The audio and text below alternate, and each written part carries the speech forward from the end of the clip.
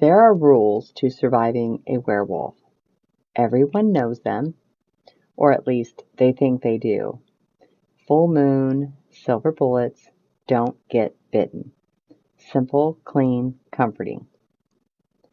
That's why we thought we were safe. We weren't camping for fun. Not exactly.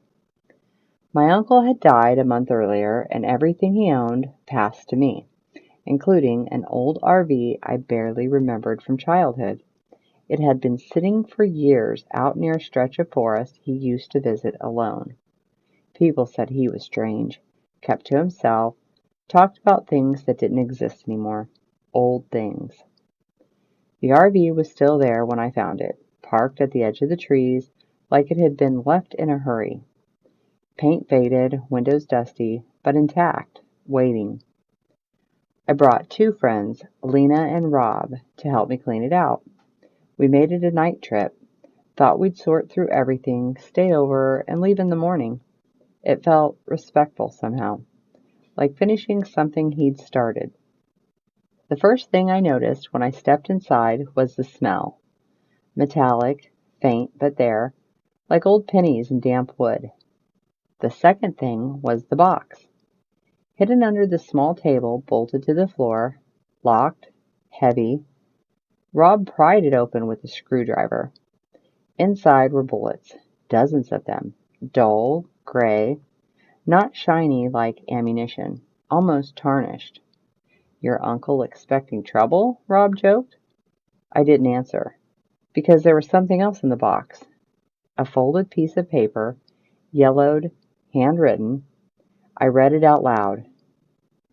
"If you are reading this, it means I didn't make it back. Listen carefully. The old stories are wrong." Lena laughed nervously. Okay, that's already a bad sign. I kept reading. "Silver does not kill them. It only hurts them. It slows them down. But if they've been alive long enough, it won't be enough." Rob scoffed. "What is this? Some kind of joke?" But I kept going. My hands were shaking now. "The moon doesn't just change them, it feeds them. Every time they survive a full moon, they get stronger, faster, harder to kill." The last line was written darker, pressed harder into the paper. "If you hear it breathe, it already knows you're there." Silence filled the RV. "Okay," Lena said. "We're leaving." Rob shook his head. "It's just an old man scaring himself." He picked up one of the bullets. "Silver, huh?" That's when we heard it. A low, dragging sound outside, like something heavy moving through dirt. We all froze. "Probably a deer," Rob said, but his voice wasn't as confident now. Then came the howl. It wasn't like in movies. It wasn't clean or sharp.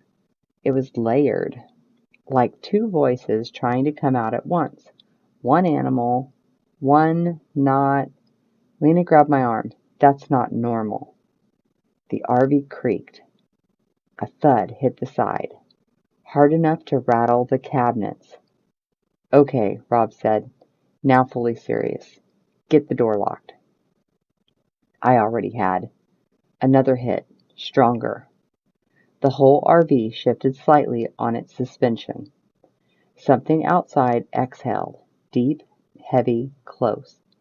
And then we heard it, breathing, right against the wall. "Turn off the lights," I whispered. We sat in the darkness, listening.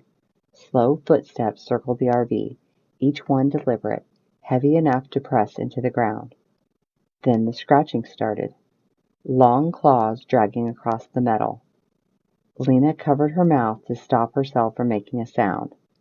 The breathing moved, toward the door. A pause, then a knock. 3 slow taps. No one moved. "Hello," a voice called. Human, almost. It sounded like a man, older, tired. "My uncle?" My blood went cold. "That's not possible," Lena whispered. The voice came again, softer now. "Open the door." Rob shook his head. No way. The handle rattled. Let me in. The voice cracked. Something underneath it slipped through. Something deeper, hungrier. Then silence. For a moment, I thought it had left. I was wrong. The first hit came without warning. A massive impact slammed into the side of the RV. The entire vehicle lifted, tilted, then dropped back down with a crash. Lena screamed. It's trying to flip us, Rob shouted. Another hit, stronger. The RV tilted farther this time. Loose items slammed against the walls.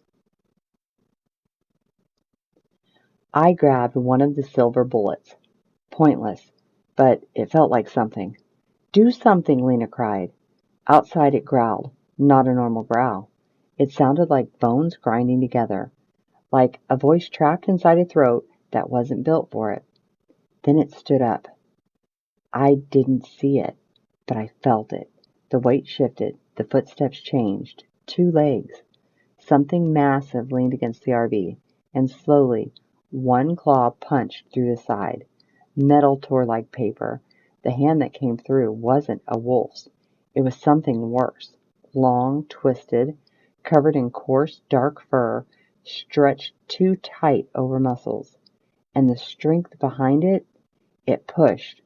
The RV tipped. Completely. We were thrown sideways as it rolled onto its side with a deafening crash. Glass shattered, metal screamed. I hit the floor hard. Air knocked out of me. Somewhere in the chaos, teeth snapped. Close. Too close. I scrambled, disoriented. The door, now above me, hung bent and broken. Moonlight poured in, and in that light I saw it, standing over the wreck, too tall, at least 8 feet, maybe more. Its body was massive, muscle layered over muscle. Its head, a wolf's skull stretched wrong, jaws too wide, teeth too long, too many. Its eyes locked onto mine, and I understood something then, something the stories never say. This wasn't a curse. This was something that learned, adapted, survived. The silver bullet in my hand suddenly felt like nothing, because the thing staring at me wasn't afraid of it. It smiled, and then it lunged. I don't remember everything after that, just pain, teeth, and the sound of my own bones bending where they shouldn't. I woke up at dawn. The forest was quiet again. The RV was destroyed. Lena and Rob were gone. No tracks, no blood, nothing, just me. And the wound, deep, jagged, burning. I crawled out of the wreck, and that's when I saw the note again, blown across the dirt. I picked it up with shaking hands. There was something new written at the bottom. I swear it hadn't been there before. If it bites you... My breath caught. Pray you don't live long enough to see the next moon. It's been 28 days. Tonight is the full moon. I locked myself inside what's left of the RV, boarding the openings, loading the gun with silver, just in case. But deep down, I know the truth now. Silver doesn't save you. And when the moon rises, I won't be the one trapped inside. Something else will be. Thank you for listening. I hope you enjoyed tonight's story. Subscribe and turn on notifications so you don't miss out on the next scary story. And remember, it's just a story.